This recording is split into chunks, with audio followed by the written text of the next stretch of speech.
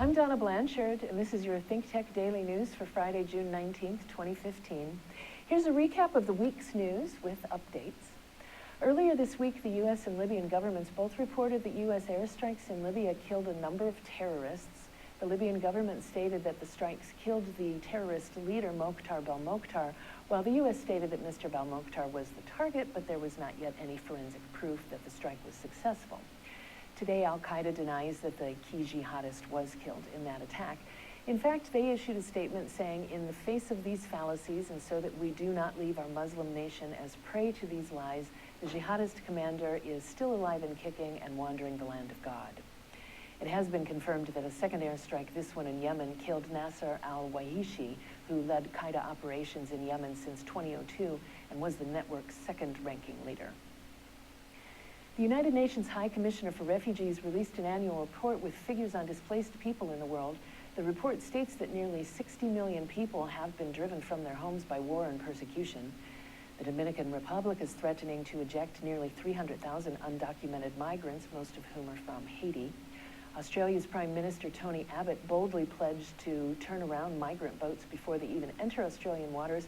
Hungary has introduced plans to build a giant fence along the Serbian border to keep out migrants, and the EU hasn't come up with any solid plans to address the issue of migrants traveling across the Mediterranean just yet.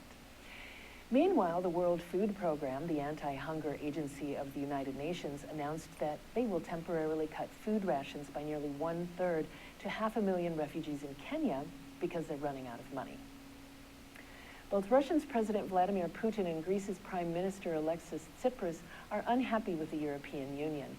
The EU has made it clear they will continue heavy sanctions against Russia until they get out of Ukraine, and they want a drastically reduced budget from Mr. Tsipras before they agree to give him more bailout money and keep Greece in the Eurozone. So it was only a matter of time before Mr. Putin and Mr. Tsipras got together, which is what they did yesterday.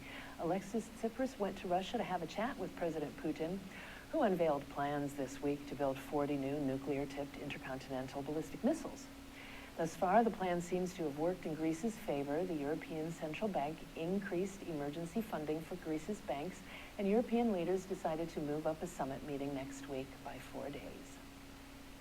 The Pope put the smack down on anyone who hasn't yet recognized that we're causing global warming. The Chicago Blackhawks won the Stanley Cup for the 3rd time in 6 years, and St. Louis Cardinals officials are being investigated for hacking into Houston Astros electronic files.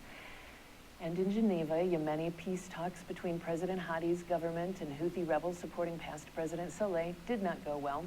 In fact, the two sides never sat at the same table together, never even met in the same room. Meanwhile, Al-Qaeda and ISIS factions have taken advantage of civil strife in Yemen, Syria, and Nigeria, successfully using a new tactic. They overtake regions and treat residents better than their own weakened and compromised governments have. That's the sort of thing the 60 million refugees are fleeing, by the way. Terrorism and civil strife are not limited to those people over there. It's happening right here. This week, it was focused in a church in North Carolina. Last month, it was Baltimore and South Carolina. How long before Al-Qaeda and ISIS start taking advantage of that? So, stop it. Happy Aloha Friday, everyone, and a hui ho. Donna Blanchard, ThinkTech Daily News.